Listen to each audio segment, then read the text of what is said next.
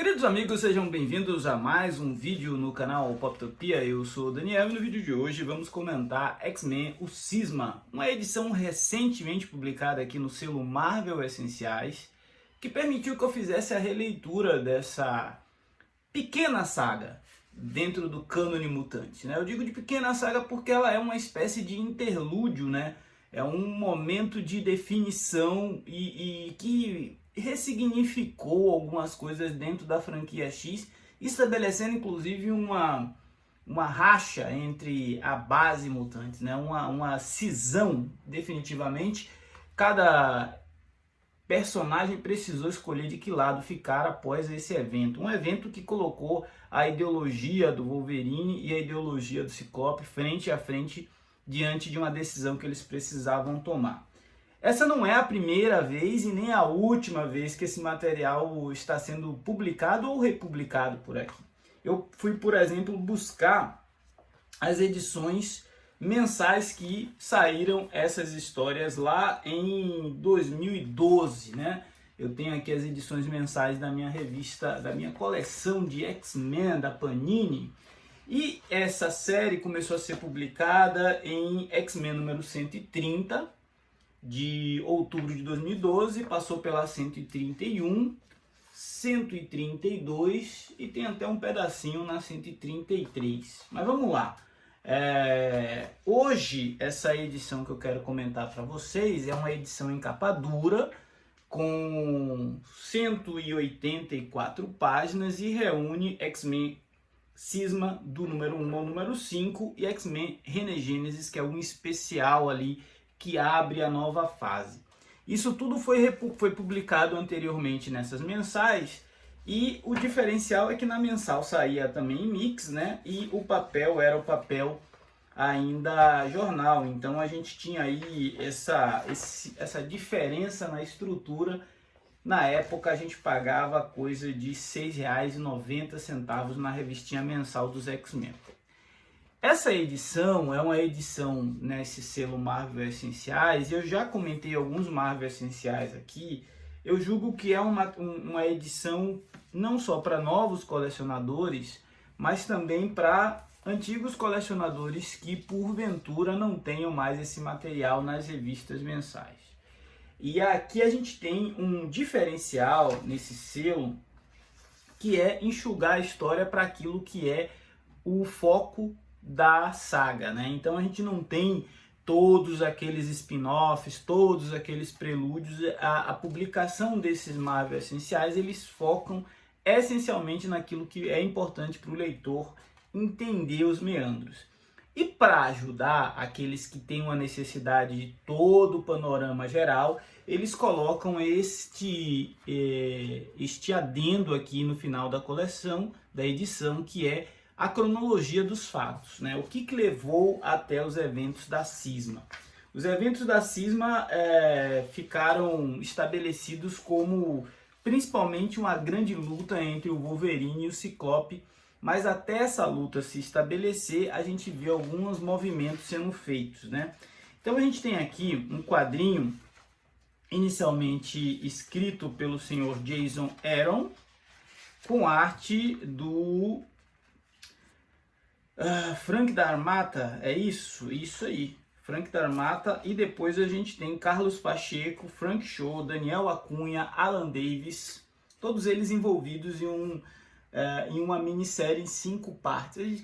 Praticamente cada edição é desenhada por um artista diferente. A história começa muito, a princípio, mostrando o Ciclope tendo que agir como um líder de uma nação, né? Esse encadernado é bom ser lido depois do encadernado Utopia X, que saiu aí também nas maiores sagas dos X-Men. Utopia, ele mostra ali a organização e a sobrevivência ali dos mutantes em uma ilha que ainda estava longe do que viria a ser a Ilha-nação de Krakoa, mas já era um projeto de nação para que os mutantes tivessem seu cantinho ali para viverem em paz.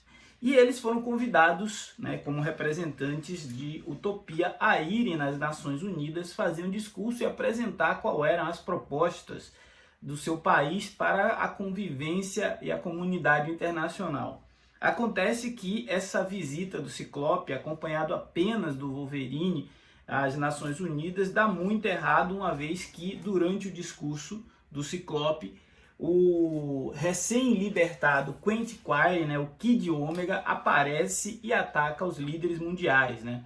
Esse ataque aos líderes mundiais acaba promovendo uma espécie de histeria global contra os mutantes, e o Ciclope desconfia que isso foi arquitetado por alguém, não tenha sido apenas uma iniciativa do Kid Ômega, mais uma iniciativa do Kid Ômega para irritar os líderes, né, mutantes, né? O Kid Ômega é um personagem criado lá na fase do Grant Morrison, né?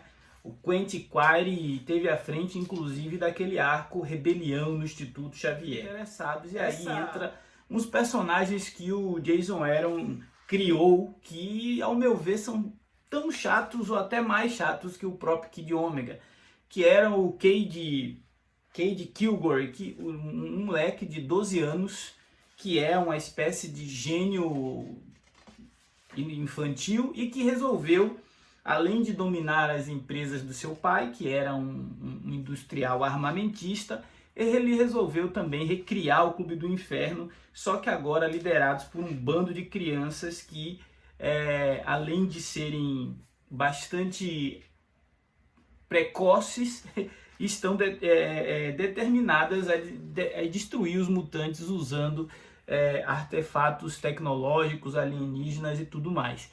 Aqui, apesar da gente ver um bando de crianças derrotando alguns dos principais mutantes da Marvel, o Jason Aaron estabelece essas novas ameaças como sendo uma nova geração de vilões que veio para aposentar os antigos vilões com os quais os X-Men estavam acostumados a lidar, né? Não eram vilões que os mutantes iam conseguir derrotar com base nos seus poderes e com base na pancada.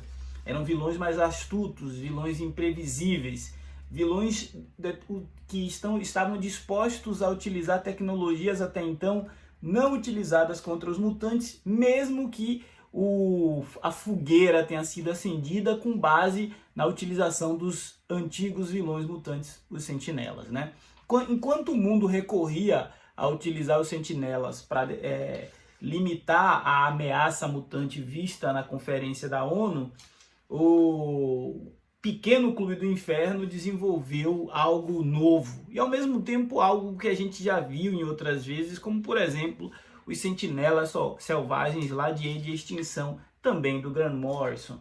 Então, X-Men a Cisma, nessa minha releitura, pareceu algo até mais interessante do que a primeira vez que eu li lá nas revistas mensais. Acredito que a leitura de uma vez só desse material acaba sendo uma experiência diferente daquela leitura fracionada ao longo dos meses, e isso permitiu que eu gostasse mais desse material agora, lendo nessa edição. Não necessariamente você precisa ler essa Marvel Essenciais, mas a releitura me mostrou que essa história tem um valor que eu não atribuía para ela antes, né?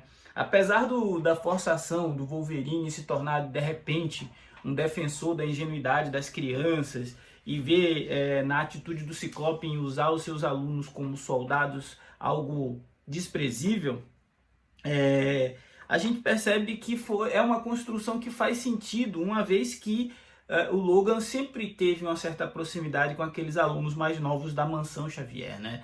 Isso aconteceu com a Kitty Pryde, isso aconteceu com a Jubileu, e agora vinha acontecendo com a Id, uma personagem recém-chegada na Ilha de Utopia, junto com Esperança e outros 5 novos mutantes, que eram ali treinados para ser a próxima geração de X-Men. Acontece que Wolverine e Ciclope têm uma batalha selvagem, terrível ali, por conta das suas posições ideológicas contrárias, né? É como se você e aquele seu parente de esquerda ou de direita que não concordam em absolutamente nada resolvessem sair na mão no almoço de domingo.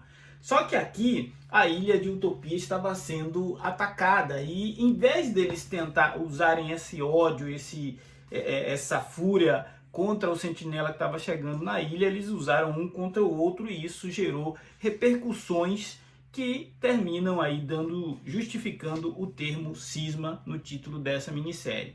Quais são as repercussões? As repercussões são o Wolverine abandonando a Ilha de Utopia e levando uma boa parte dos mutantes com ele para fundar aquilo que seria a escola de Jean Grey para jovens superdotados, que mais para frente se transforma no título Wolverine e os X-Men, escrito por Jason Aaron e desenhado por Chris Bachalo. O que faltou aqui nessa edição? Na verdade não faltou, mas existe um prelúdio que mostra a tensão que existia na Ilha de Krakoa antes dos eventos mostrados aqui no Cisma.